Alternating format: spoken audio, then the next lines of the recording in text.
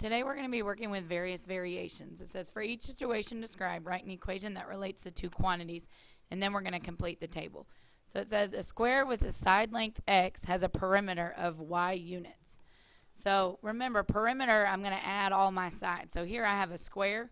So my equation is going to be y equals 4 times x. So if I take my x values, 3, 7.5, and 9.5, and I plug them in for x, I get 12, 30, and 38.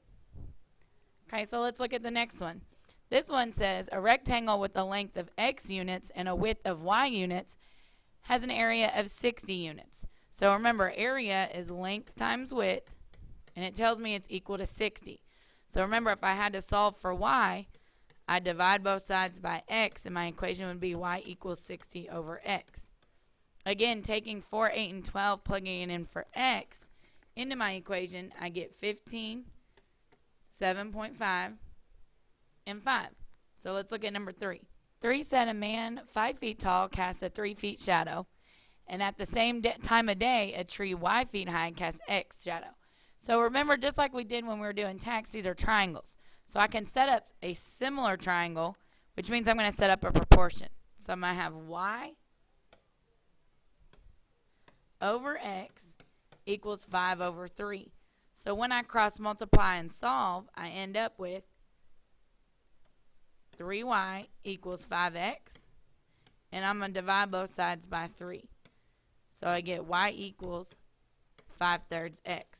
Again, taking my 3x values and I plug them in into my equation, I get 7.5, 15, and 17.5. Okay, same thing on number 4. It says a person 60 inches tall looks through a mirror 30 inches away from the wall. So this person is going to be 60. And if she's x inches away, how far up the wall can she see? So again, setting up a proportion, I'd have y over 30 is going to be equal to 60 over x. So when I cross multiply, I get xy equals 1800. Divide both sides by x, and I get y equals 1800 over x. When I plug in my values for x, my y values become 90, 45, and 30. All right, let's look at the next page. Problem number 5 says for x people to travel, the cost y in dollars for renting a bus at $7.50 per person. So if I pay $7.50 per person, if I plug in these three values, so when I plug 10, 25, and 30 into my equation, I get 75, 187.50, and 225. So look at number 6. It says the bus will cost $180 to rent, and if X people ride, how much will it cost per person? So here, I know X times Y is going to give me 180. And when I solve for Y, my equation becomes 180 over X.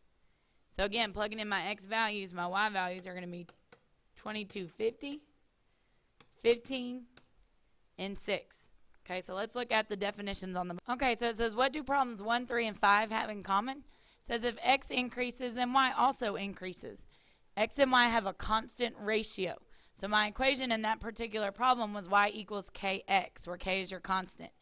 It says the term I'm going to use is direct variation. So my sample question says if Y varies directly as X and Y equals 12 when X equals 8, then what's Y when X equals 24? So I want you guys to try and practice using that sample problem.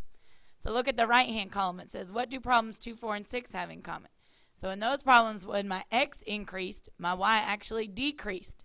So X and Y had a constant product. And the equation for that is Y equals K over X, or we had X times Y equals K, and then we ended up solving it. So that's going to be called an inverse variation. So my sample problem says if Y varies inversely as X, and Y equals 12 when X equals 8, then what is Y when X equals 24? So the sample problems are the same question, but one's directly and one's inversely. So I want you guys to practice those two problems. And when we get in class tomorrow, you guys are going to do the practice variation.